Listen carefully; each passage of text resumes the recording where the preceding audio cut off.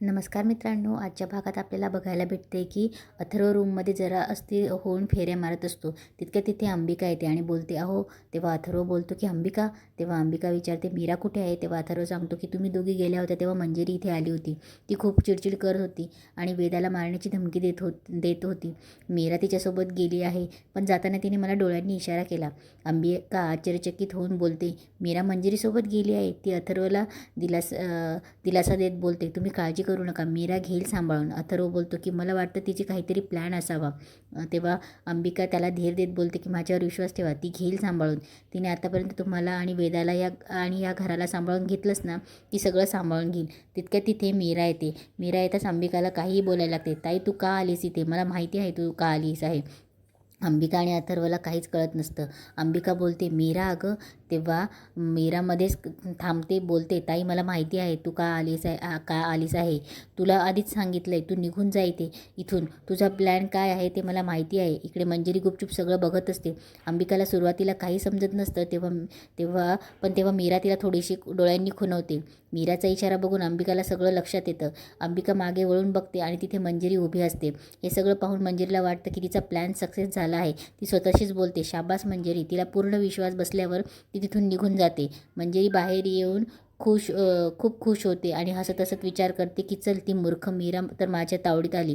ती हसत असतानाच तिथे माया येते. मंजिरी मायाला बोलते माया एक काम लक्षात ठेव, आता तुला मी जे सांगितलंय ते करायचे. तो येडा शिवनाथ कुठे गेला आहे त्याच्यावर लक्ष ठेव. मायाला आधीच थोडा राग असतो, कारण नर्मदाने तिला सांगितलेलं असतं की मंजिरी आणि मीरा मस्त हातात हात धरून गेल्या होत्या. त्यामुळे माया चिडून बोलते की मला कशाला सांगताय, तुमच्या त्या लाडक्या मीराला सांगा. मंजिरी विचारते काय बोलतेस तू. माया बोलते मला माहिती आहे तुम्ही मीराच्या हातात हात धरून फिरत होतात. हे ऐकून मंजिरी मोठ्याने हसायला लागते. माया विचारते तुम्ही का हसतायत. मंजिरी बोलते मला तुझ्यावर विश्वास नाही तर त्या येड्या मीरावर हसू येते. पुढे ती मायाला सांगते आता काही करू शकणार नाही, कारण लवकरच ती प्रेग्नेंट होणार आहे. हे ऐकून माया पूर्णपणे शॉक होते. इकडे शिवनाथ आणि मीरा तिथे काहीतरी विधी करत असतात. त्या विधीवरून ती द्रव्याची बाटली बाहेर येते आणि ते दोघं खूप खुश होतात. तेव्हा शिवनाथ ती द्रव्याची बाटली हातात घेतो आणि मीराकडे देऊन बोलतो मीरा हे आजच्या आज काम पूर्ण व्हायला पाहिजे. मीरा ती बाटली घेऊन घरात येते. हॉलमध्ये मंजिरी बसलेली असते. मंजिरी तिला बघून बोलते काय ग मीरा. मीरा पटकन ती बाटली लपवते. मंजिरी तिला विचारते इकडे कुठे गेली होतीस, तुझा बाप बाहेर आहे का. मीरा बोलते नाही, मी त्यांनाच बघायला गेले होते. मंजिरी विचारते का करमत नाही आहे का. मीरा उत्तर देते अगं ते वेदाच्या बाबांना समजावतील ना का आणि काहीतरी चांगलं होईल असं मला वाटतं. मंजिरी मिश्किलपणे बोलते सॉरी, किती गुणी आहेस ग मीरा तू. पण एक गोष्ट लक्षात ठेव, आजच्या आज तुमचं हनीमून उरकवून टाका. हे ऐकून मनातल्या मनात मीरा घाबरते. त्यानंतर मंजिरी किचनच्या दिशेने आवाज येते नर्मदा चहा येतोय की नाही आज. हे ऐकताच मीराच्या डोक्यात लगेच कल्पना येते की मंजिरीच्या चहामध्ये मी हे औषध टाकू शकते. दुसरीकडे माया नर्मदाला सांगते की मीरा प्रेग्नेंट होणार आहे. तेव्हा नर्मदा गोंधळून विचारते काय काय काय चाललं या दोघींचं. माया सांगते हो त्या दोघींचं काहीतरी प्लॅनिंग सुरू आहे. मला मंजिरीने स्वतः हे सांगितले. नर्मदाचं डोकं जरा कमीच चालतं, त्यामुळे ती बोलते अगं तुला कळतंय का याचा अर्थ काय आहे. मंजिरी आणि मीराला बाळ होणार म्हणजे ती सगळी प्रॉपर्टी त्याच्या नावावर होणार.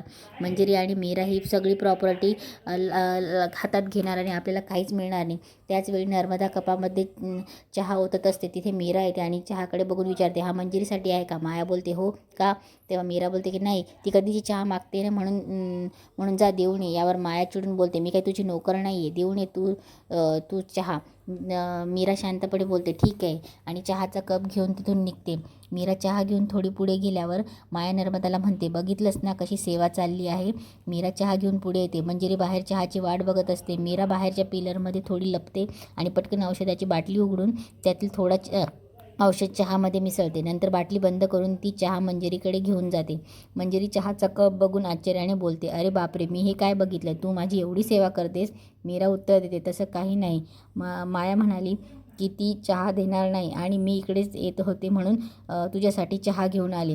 मंजिरी हसून बोलते हे बघ माझ्यासाठी खूप मोठं आहे. असं म्हणत मंजिरी चहाचा कप तोंडाला लावते. हे पाहून मीराला मनातल्या मनात खूप आनंद होतो. दुसरीकडे शिवनाथ अंबिकाला सांगत असतो मीराला एखादी कामगिरी दिली ना ती नक्कीच पूर्ण करते, पण आज रात्री मंजिरीला या पिंजऱ्यात आणायची जबाबदारी तुझी. तेव्हा अंबिका त्याला विश्वास देत बोलते हो बाबा, आज रात्री मंजिरी आपण तयार केलेल्या पिंजऱ्यात नक्की अडकणार. मी तिला इथे नक्की घेऊन येणार.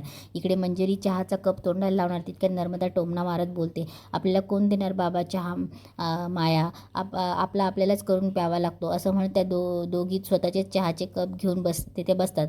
नर्मदाच्या बोलण्यामुळे मंजिरी चहा पिण्यापासून थोडी भरकटते. हे पाहून मीराला खूप टेन्शन येतं. नर्मदाची बडबड चालूच असते, कसं आहे ना, दादा असताना तर या सगळ्या गोष्टी बघायला मिळाल्या असता. स्वार्थी लोक आहेत सगळी, स्वार्थी. तिच्या या टोमण्यामुळे मंजिरीची चिडचिड होत असते. तर दुसरीकडे मंजिरी चहा का पित नाही म्हणून मीराच्या हातून प्रचंड घालमेल होत असते.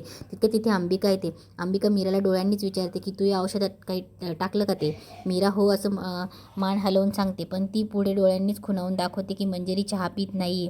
नर्मदाची पुन्हा बडबड सुरूच असते. अखेर मंजिरीचा संयम सुटतो आणि ती चिडून चहाचा कप टेबलावर ठेवते आणि ओरडते, काय आहे रोजची बडबड बडबड बडबड, आणि हा चहा एवढा कोणी भरलाय?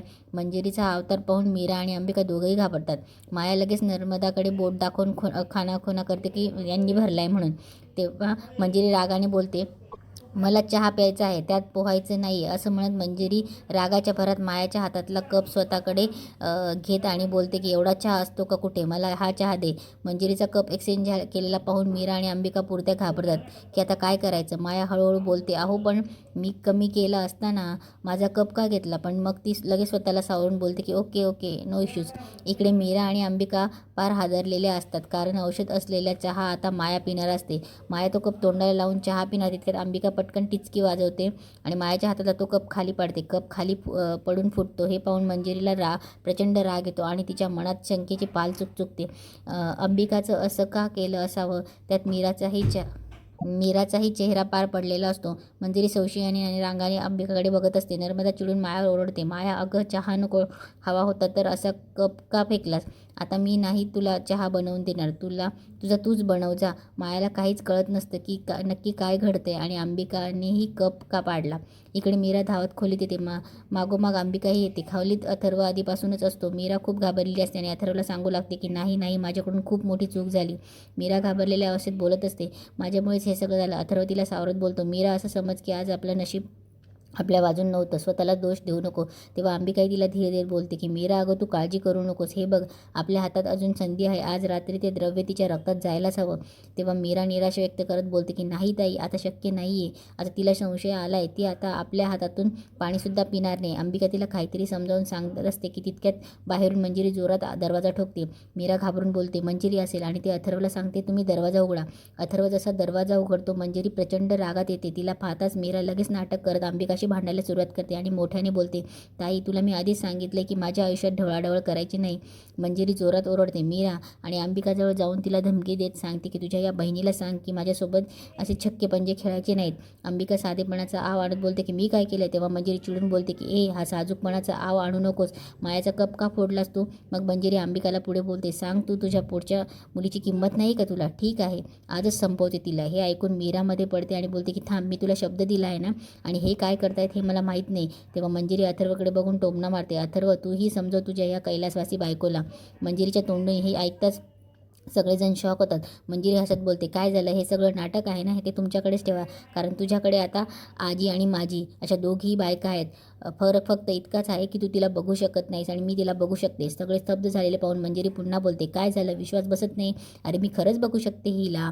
त्यानंतर ती अथर्वकडे बोट दाखवून मीराला रागाने सांगते की तुझी मुलगी हवी आहे ना, वेदा हवी आहे ना? मीरा मग बोलते की तेव्हा मीरा बोलते की मी आहे ना. तेव्हा मंजिरी बोलते की समजव तुझ्या ह्या बाईलाही आणि ह्या बैलालाही. असं बोलून मंजिरी तिथून निघून जाते. मंजिरी गेल्यावर मीरा अथर्व अंबिकाला काळजी व्यक्त स्वरात बोलते की इथे संशय आता वाढतच चालला हिचा, आणि इथेच आजचा एपिसोड संपतो.